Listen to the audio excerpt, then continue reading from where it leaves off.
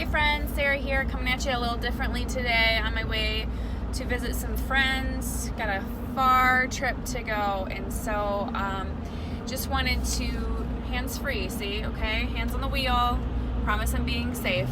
I just wanted to share a thought with you, something I learned about myself. I don't know if it'd be encouraging or challenging, but sometimes I think it's important that we just learn more about ourselves and what our tendencies are, and you know, whatever feedback that gives you or allows you, if there's a growth spot for you. I learned for me that I sidestep a lot.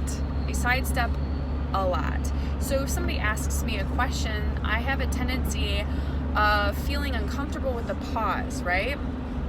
Feeling uncomfortable with the pause, so much so that subconsciously I feel like I have to talk that whole time. I have to talk that whole time while I'm thinking of an answer.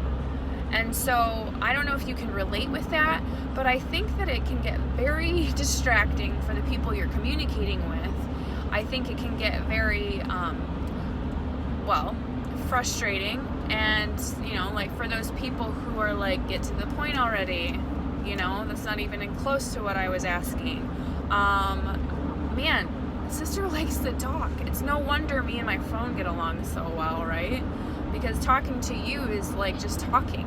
And so I just want to encourage you, I guess, in that fact. Like, I'm able now to take a look at that and to be introspective and to see where my growth spots are or where they need to be so that I can be most effective in my communication.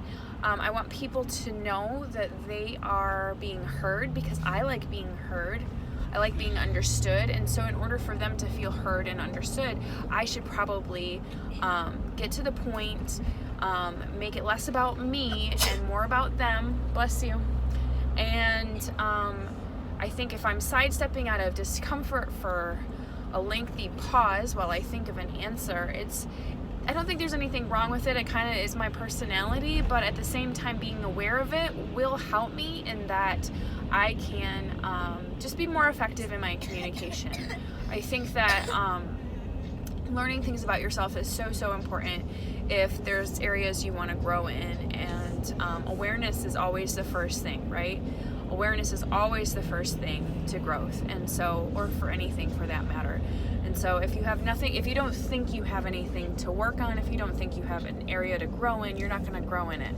So just to enhance your relationships, just to enhance your interaction with people, the way you conversate, I just suggest that you just get to know your processing, get to know your, be open to what people have to say about it, about the way you communicate.